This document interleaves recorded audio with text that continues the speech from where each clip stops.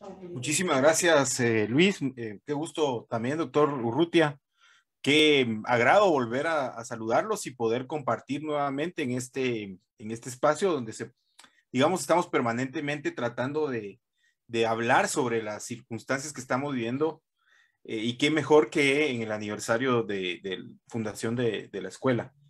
Eh, a mí me parece que cuando hablamos de las perspectivas de la democracia, cuando hablamos de todos estos retos, hay un tema que es fundamental y que lamentablemente no logramos interiorizar permanentemente. Uno de estos temas es que hablamos del peso y contrapeso, el famoso check and balance que le denominamos, y que debería construirse, digamos, desde la perspectiva en donde hay un balance de poder que permite realmente poner límites por un lado a estos contrapoderes, pero por el otro lado también permite una construcción democrática. Ahora, la situación que estamos viviendo hoy en día nos plantea una pregunta inicial. ¿Es hasta ahora que lo estamos viviendo o siempre lo hemos vivido así? Y entonces aquí creo que hay que recuperar un poco los sucesos de 1871, cuando los liberales nuevamente inician una segunda época, pero son liberales que tienen que tener un cuidado, tienen que tener el cuidado que no pase lo de Rafael Carrera en cuanto a ese manejo militar y ese manejo entre los conservadores y liberales que Carrera supo hábilmente tener. Y entonces parece que hay un acuerdo entre liberales y conservadores, y que no es solo en Guatemala, es Latinoamérica, clásicamente, en donde el poder se divide en tres.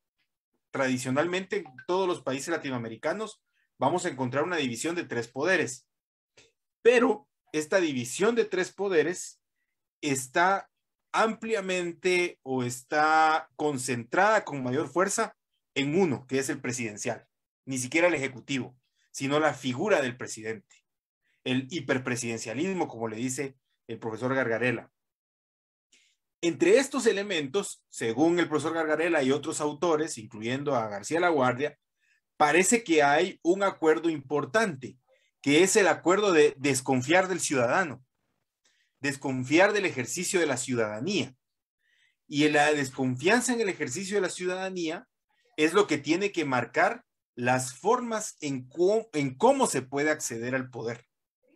Es decir, el acuerdo es un acuerdo de élites por mantener el poder, permitiendo, teniendo en cuenta la Revolución Francesa y teniendo en cuenta la independencia norteamericana y las ideas liberales, teniendo en cuenta que hay que reconocer cierto grado de ciudadanía, pero hay que temerle a esa ciudadanía, porque esa ciudadanía puede provocar un trastorno de las ideas que se tienen en cuanto al mantenimiento y conservación de un modelo. De ahí viene un elemento clásico, de ahí parece que surge o parece que eso es el fundamento del sistema actual de partidos políticos. Es decir, una aparente participación ciudadana, pero controlada por caudillos que no permiten que cualquier ciudadano tenga esa cuota de participación dentro del vehículo partido político para poder acceder al poder. Dicho eso, tenemos que revisar que las constituciones tienen clásicamente dos partes: una parte dogmática de derechos y una parte orgánica, en donde precisamente está revelada la forma de organización del poder. Y es aquí donde está la clave. Esta parte orgánica que debería de generar ese peso y contrapeso no está necesariamente así diseñada. Es decir, no está precisamente diseñada para que pueda suceder los límites de esa división tripartita de poderes, la desconcentración del poder en otros poderes, para hablar de democracias, y la reducción de la figura hiperpresidencialista que se tiene. Esos elementos, digamos, vienen a chocarse, vienen a tener un enfrentamiento cuando la cuestión social con los liberales logran tener un avance en la parte dogmática. La Constitución del 85 es un ejemplo de eso. tiene una parte de garantías constitucionales para todos nosotros muy avanzada, un reconocimiento de derechos individuales y sociales muy avanzado, pero esa mezcla que se hace en cuestión social y en cuestión liberal, esas mezclas que se hacen empiezan a sobreponer ideas como, por ejemplo, reconocer las garantías de la propiedad privada, pero al mismo tiempo las garantías de la propiedad comunitaria. Y entonces dice uno, bueno, ¿y esto cómo se resuelve? ¿Cómo puedo resolverlo? Nos reconoce, por ejemplo, el del acceso al agua, el derecho al agua, pero nos dice que va a haber una ley de regulación sobre el agua. Pero es una ley que jamás se desarrolla. Es una ley que no logra concretarse. La pregunta es, entonces, ¿por qué si se avanzó en toda esta rama dogmática, por qué seguimos observando circunstancias de cooptación del Estado, de que esa división de poder tripartita no funcione? Y la explicación parece estar dada en la configuración que se hace de la división clásica del poder con hiperpresidencialismo, siglo XIX, y con la concentración territorial del poder. Es decir, en el mismo proyecto constitucional del 85, por ejemplo, que es el que está vigente, nos vamos a topar en una época de consensos para poder enfrentar el modelo económico que se viene encima, y cuando nos encontramos en esto, de consensos encontramos reconocimientos de derechos que el poder no sabe cómo tratarlos, porque clásicamente los ha desconocido. O cómo así que el poder tenga que generar procesos de reconocimiento de derechos como la propiedad comunal, cómo así que tenga que generar una jurisdicción comunal para la territorial agraria versus una jurisdicción civil de propiedad privada, que es lo clásico que sí ha manejado el Estado. Otro ejemplo lo vivimos hace apenas 3 semanas. La Corte Suprema de Justicia retoma el poder sobre el Consejo de la Carrera Judicial. Es decir, no concibe la forma en que está diseñado el poder, que exista un contrapeso para garantizar la independencia de los jueces por fuera del poder que tiene que tener el magistrado de la Corte Suprema. ¿Cómo así que exista un poder adentro que no le permita a este decir quién tiene que ser juez y quién no? Es decir, que el Estado se ha diseñado para no encontrar contrapesos. Ha quedado en la pura teoría el diseño de los pesos y contrapesos en el ámbito constitucional. Entonces, aquí podemos revisar desde la Constitución del 45 para acá que las partes orgánicas constitucionales no cambian. Se ha inflado quizá la parte dogmática, con más reconocimientos de derechos, con más garantías. Incluso el artículo 44 de la Constitución dice que los derechos humanos no se han terminado, porque pueden surgir otros que, siendo inherentes a nosotros, deben de ser protegidos también. Es decir, las partes dogmáticas han crecido tanto que la exigencia ciudadana sobre estos derechos se incrementa y el poder, en lugar de avanzar hacia la garantía de estos derechos, lo que hace nuevamente es concentrarse. Entonces ahí me parece que tenemos que descubrir cómo la década del 2000 al 2020, las 2 décadas, surgen estos aspectos importantes que se develan con procesos penales a partir de la CICIG, porque lo que hace este evento es precisamente trastocar este modelo de élites y componendas de cómo se debe de manejar el poder y donde el peso y contrapeso es aparente únicamente. ¿Cómo se devela esto? ¿Cómo haber generado todo este proceso de desestructuración hoy en día nos está llevando a un aparente retroceso, que insisto, no es un retroceso, es un regreso únicamente a como siempre ha tenido que ser para la construcción de estas élites. El disfraz de una legalidad basado en un orden en donde no puede haber una contradicción al hiperpresidencialismo y donde el sistema de justicia no puede ser independiente, con un legislativo que únicamente genera leyes en conveniencia a la administración del Ejecutivo, no precisamente en conveniencia al desarrollo de los derechos. Por eso el gobierno o los gobiernos, el anterior y este, han tenido un discurso que dicen que primero que los derechos humanos son un discurso y segundo, han establecido de que no hay nada por sobre la Constitución. Cuando hacen este tipo de argumentos, regresan a una interpretación originalista, es decir, una interpretación textual de la Constitución, porque la interpretación textual les garantiza que funcione muy bien este sistema configurado de poder en donde el contrapeso es aparente y realmente no se da. Ahora bien, lo que ellos están argumentando y que todos lo decimos es el Estado legal de derecho. Sin embargo, hoy en día estamos hablando del Estado constitucional de derecho, porque la parte dogmática de la Constitución se ha vuelto ya no solo una programación para el poder, sino una programación para la ciudadanía. Y precisamente, como decía al inicio, si a algo se le tiene miedo en esa configuración, es a la participación ciudadana. ¿Quién resulta siendo entonces realmente el contrapeso del poder? El ejercicio de la ciudadanía, los movimientos sociales, la participación activa, no necesariamente desde los espacios de los partidos políticos, sino que puede ser mediante otro tipo de espacios como la activación ciudadana permanente en diferentes lugares, reclamando derechos y exigiendo ciertos beneficios que la Constitución ha programado para los seres humanos en el transcurso de su desarrollo integral.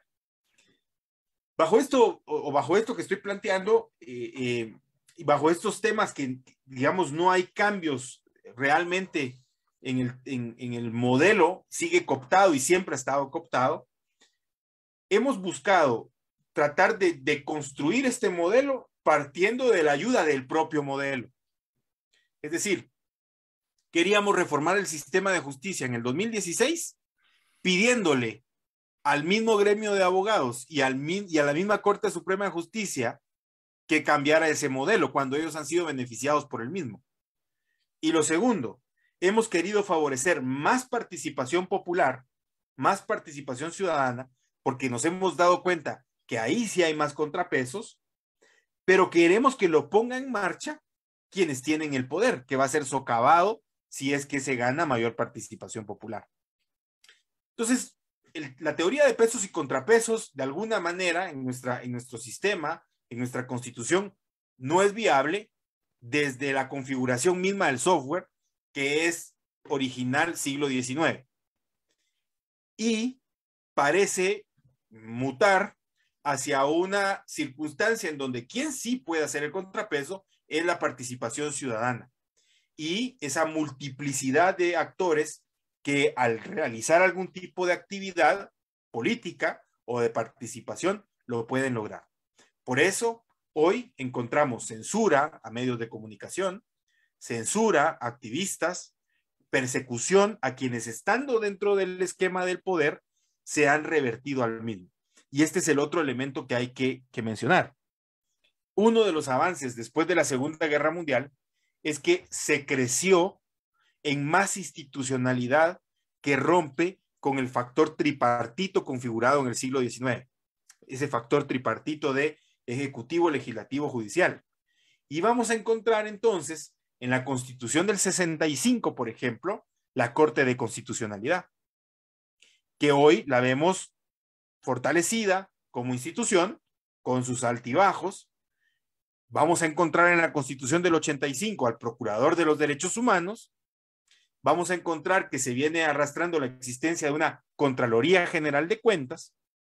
Y algo que es muy importante, que define la relación del Estado en el ámbito del poder político con la ciudadanía, una independencia de la institución que ejerce el poder punitivo, el poder de castigar, que es el Ministerio Público.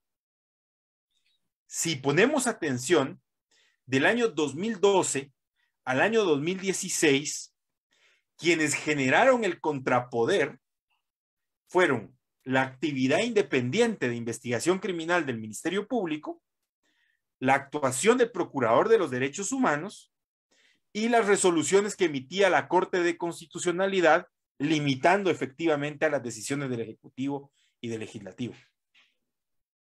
Estos tres poderes, estos tres extrapoderes, llevaron a que escucháramos a diputados y políticos como el presidente anterior que insistentemente dijeran: solo son tres los órganos del Estado, la Corte de Constitucionalidad no.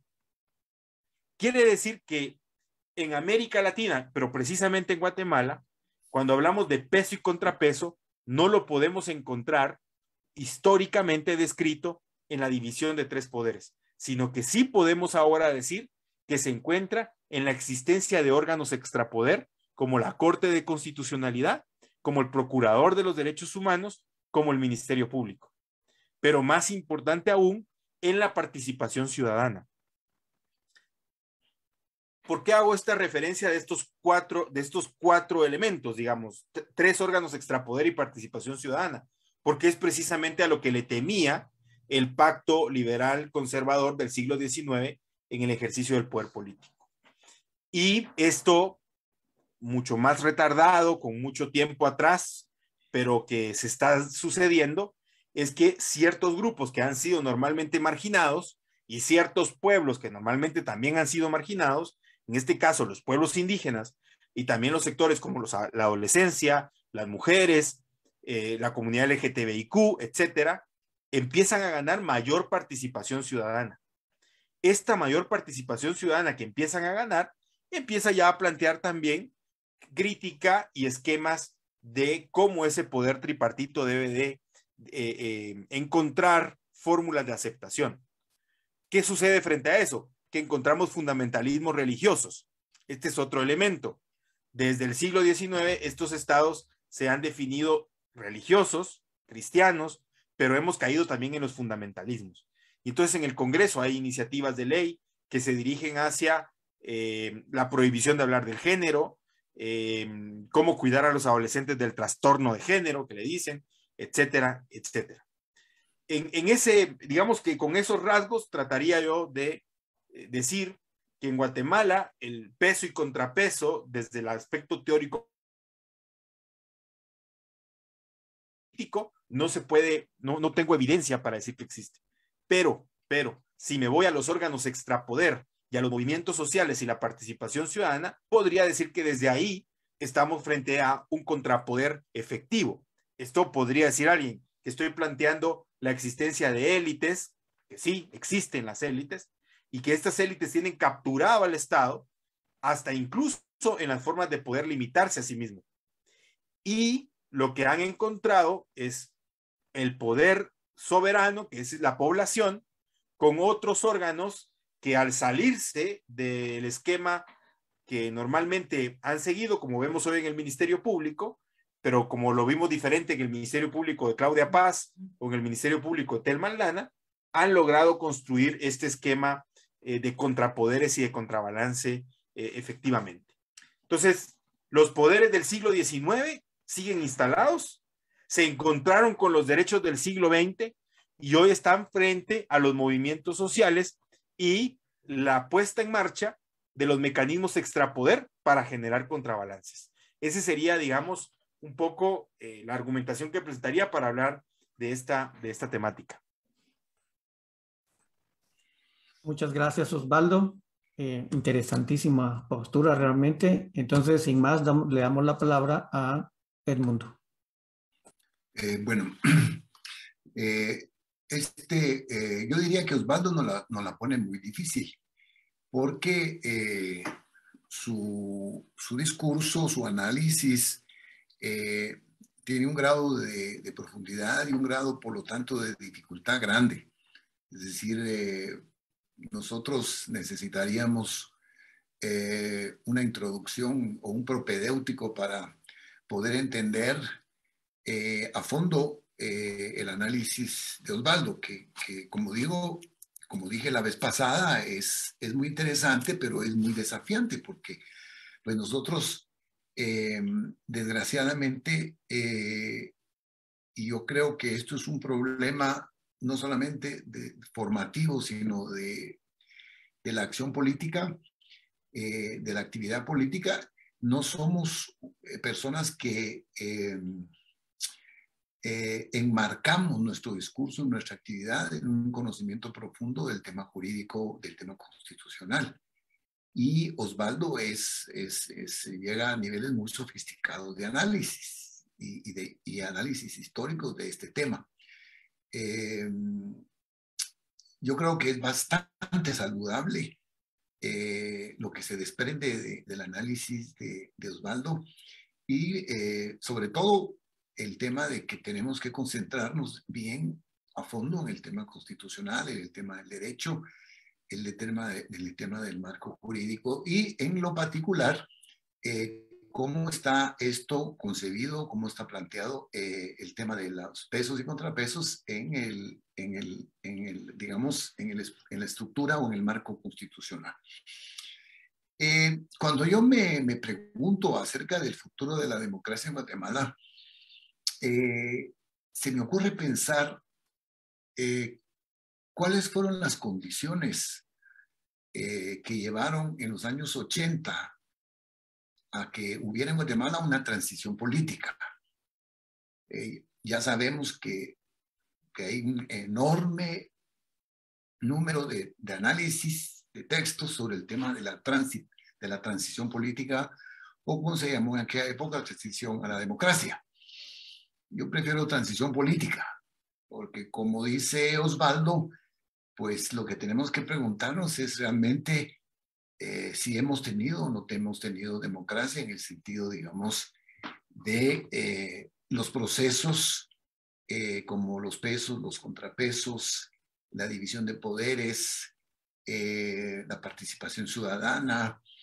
Todos esos temas son, digamos, temas que pensados a la luz de nuestro proceso histórico, pues lo que salta a la vista es que a partir de los años 80, cuando hay un proceso de transición, nos debemos de preguntar, bueno, ¿y por qué se dio esa transición? Había una dictadura militar disfrazada de democracia, lo que hemos llamado democracia de fachada, pero ¿por qué se dio eso? ¿Por qué de pronto se planteó que la continuidad del ejercicio del poder por parte del ejército tenía que cambiar y tenía que transitar hacia procesos electorales, digamos, relativamente transparentes, procesos electorales en los cuales se eligiera a gobiernos civiles, no militares, que pues transitáramos a gobiernos civiles producto de procesos electorales. ¿Qué fue lo que, por qué se dio eso? Es decir, si nosotros vemos otros procesos históricos, esas transiciones han estado precedidas por grandes movilizaciones populares, por una presión, por decirlo así, desde abajo. En Argentina, después del fracaso del ejército argentino en las Malvinas, hubo movilizaciones populares masivas. En Brasil fue ejemplar en la movilización popular sindical. Lula fue un líder de esas movilizaciones populares que llevaron a la transición democrática en el caso de Brasil, en el caso de Portugal, etcétera. Ha habido, digamos, transiciones que son resultado de movilizaciones desde abajo, de concesiones arrancadas, por decirlo así, a las dictaduras militares, aquellas que asolaron América Latina en aquel periodo, en aquella época. En Guatemala no se dio eso. En Guatemala teníamos un conflicto armado, teníamos una guerra revolucionaria, teníamos una guerra civil, como queramos llamarle, había un estado represivo, algunos lo califican como estado terrorista, había una permanente violación a los derechos humanos, propio de un conflicto armado, ¿verdad? Entre quienes desafiaban al Estado y el Estado que de alguna manera respondía a ese desafío armado. Entonces, lo primero que tenemos que decir es de que la transición en Guatemala se dio como consecuencia de una decisión desde arriba. Es decir, fue una decisión desde arriba, no una presión desde abajo, ¿verdad? Es decir, quienes conducían el Estado llegaron a la conclusión que, y aquí viene, digamos, la interpretación central de esa transición, quienes estaban en la conducción del Estado comprendieron que parte de una estrategia contrainsurgente, de una insurgencia que había sido capaz de desafiar y amenazar el poder existente, que parte de esa estrategia contrainsurgente era la transición política. Es decir, el sistema anterior se había agotado, había entrado en una crisis de legitimidad irrecuperable, y entonces se planteó la transición. Incluso se planteó la transición y fue tan concebida así desde arriba que esa transición fue precedida, y no solamente precedida, sino que continuó incluso después, cuando la transición había arrancado, se dio, digamos, una represión preventiva, por decirlo así, para eliminar en la medida de lo posible al liderazgo de la sociedad civil, que eventualmente en un régimen civil y de partidos políticos podía constituir, digamos, un cuestionamiento al régimen al cual se dirigía. Hay dos investigadores aquí en Guatemala, Manolo Vela y Ricardo Sáenz, que han señalado precisamente esto. Vamos a hacer la transición, pero antes de la transición encarguémonos de debilitar esto a todo. Y entonces esta transición estuvo precedida por las represivas, que ya no eran necesariamente contrainsurgentes, sino que era para debilitar ese contrapeso al cual se refería Osvaldo, ¿verdad? Entonces, el análisis, pues, es de que viene desde arriba esta transición. No es producto de una movilización desde abajo. Eso va a tener grandes consecuencias, sin duda. La continuidad, por ejemplo, de la clase política, no hubo una renovación profunda de la clase política, y que bueno, la debilidad de nuestro sistema de partidos políticos tiene ahí su punto de partida. Es decir, había que digamos, esta crónica debilidad de nuestro sistema de partidos políticos, habría que remontarse a ese punto de partida. Porque lo que se dio, y eso puede, digamos, denominarse de otras formas, pero lo que se dio fue una democracia tutelada. Y no es que la transición la haya trasladado el poder a los gobiernos civiles, sino que fue por decirlo así, un traslado limitado, parcial, controlado de alguna manera. Y voy a repetir algo que dije la vez pasada, que dijo Vinicio Cerezo, que él tenía apenas el 30% del poder del Estado como presidente de la República. Estaba su poder acotado, por decirlo así. Entonces, ¿por qué se dio pues esa transición? Porque fue concebido como parte de una estrategia contrainsurgente de derrotar al desafío insurgente, y también como resultado de la situación geopolítica en la cual nos encontramos, en donde los norteamericanos fueron actores directos en esta transición. Es decir, esto se repitió, no se dio solo en Guatemala, sino se repitió en otros lados. En El Salvador se dio más o menos lo mismo. En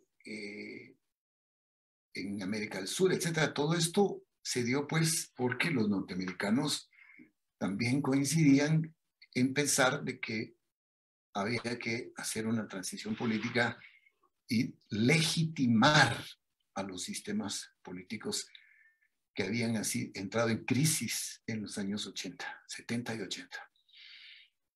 Entonces podemos decir también que había una especie como de presión internacional, una demanda internacional encabezada por los Estados Unidos y sobre todo pues el mundo del poder occidental representado por los países europeos. Entonces yo pienso que de ahí viene esa transición. Esa transición llegó un momento en el que se enfrentó al tema real, objetivo del conflicto armado y en detalle no se puede decir cómo sucedió, pero para que avanzara, por decirlo así, el proceso democrático, se consolidara, digamos, como se puede decir, se pasara de la transición a la consolidación, había que terminar con el conflicto armado. No podía, digamos, funcionar el régimen si seguía habiendo un conflicto armado. Esto coincidió con el fin de la Guerra Fría, coincidió con los procesos de paz en Nicaragua y en El Salvador, y bueno, le tocó el turno a Guatemala.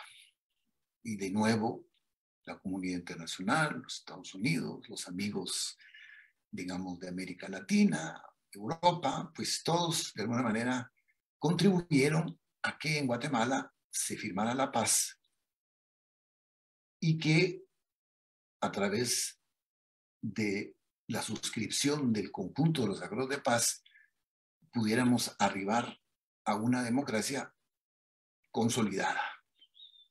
Una democracia, digamos, en la que se abriera la posibilidad de una consolidación de las instituciones democráticas. De ahí que surgiera la reforma a los partidos políticos, al Tribunal Supremo Electoral, todos estos esfuerzos, el acuerdo de fortalecimiento del poder civil, el papel del ejército en una sociedad democrática, la propuesta de las reformas a la Constitución para fortalecer el sistema de justicia. Es decir, ese conjunto de acuerdos significaban un avance en el proceso de democratización del país. El problema es que esos acuerdos o no fueron cumplidos o fueron parcialmente cumplidos y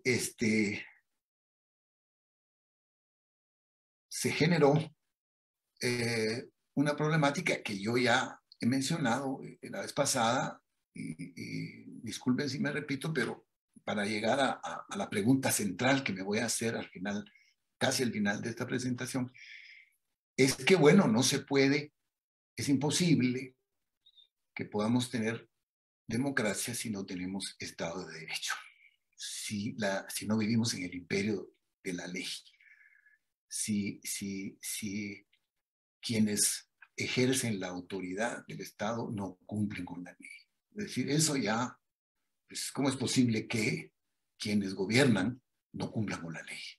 Quienes gobiernan hagan lo que se llama la desobediencia o el desacato a las reglas, a las leyes, a lo que prescriben las instituciones superiores de justicia.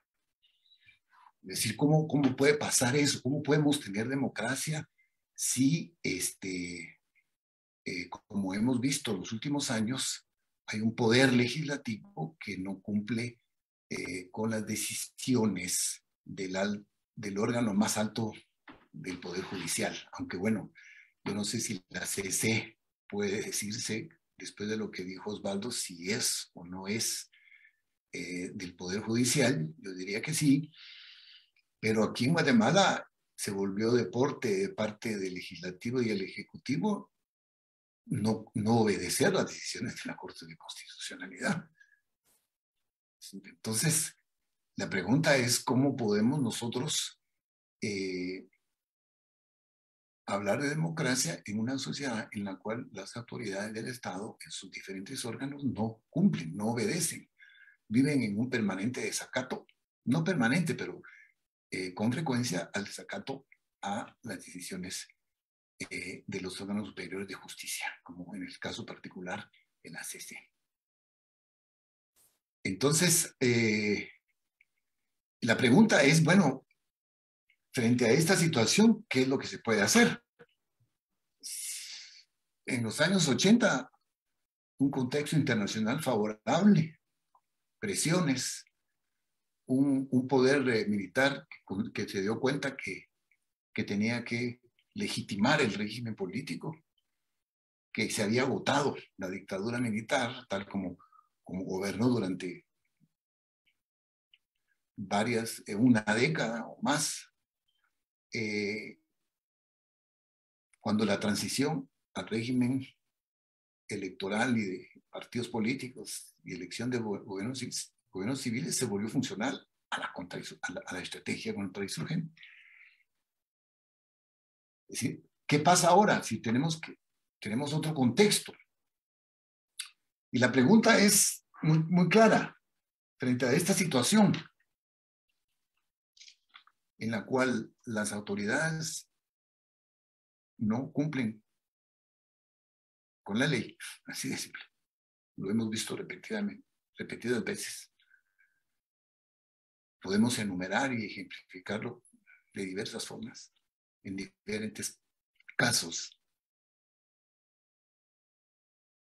La pregunta es, bueno, ¿existe en Guatemala la capacidad en los actores de la sociedad civil, en los partidos políticos, existe la capacidad de revertir esta situación en la cual se ha perdido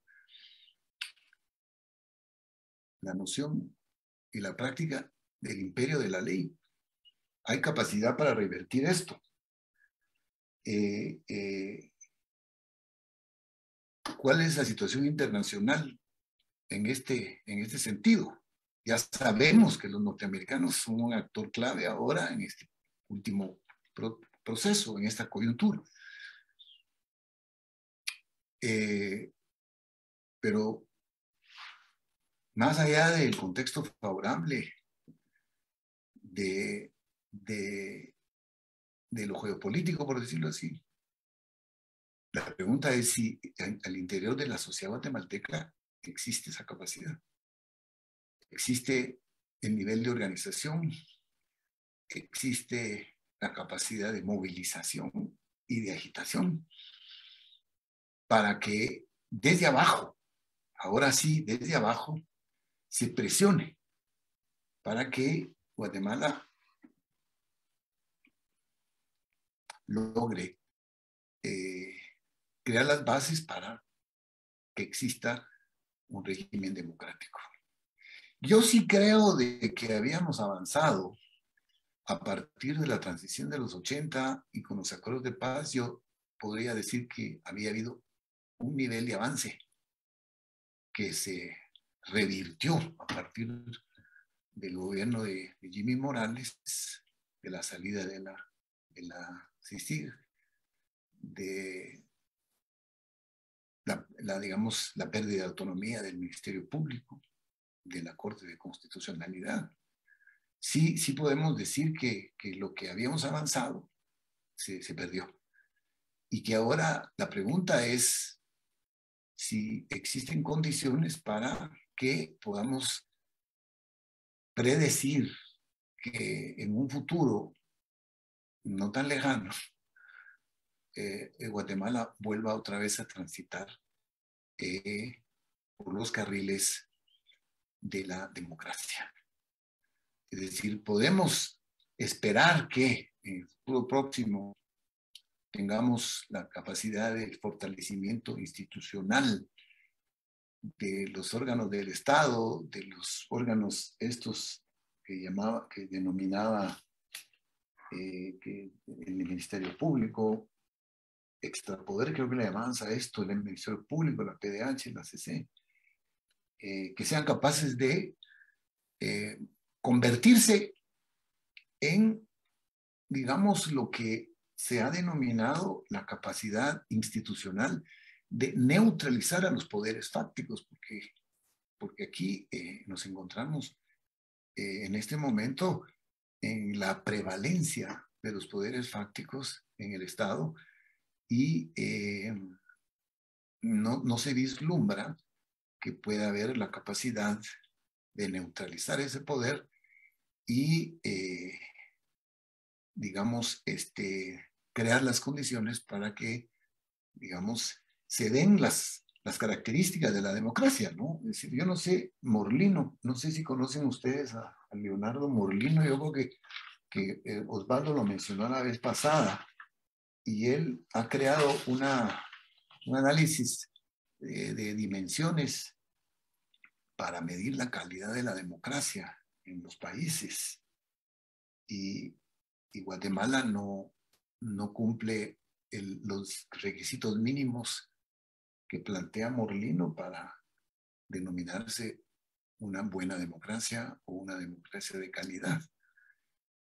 Todo lo contrario. Entonces todo queda ahí en esa pregunta respecto a que tenemos que observar si existe esa capacidad para revertir lo que está sucediendo en Guatemala en este momento. Yo eso es lo que tengo que decir al respecto. Muchas gracias, Edmundo.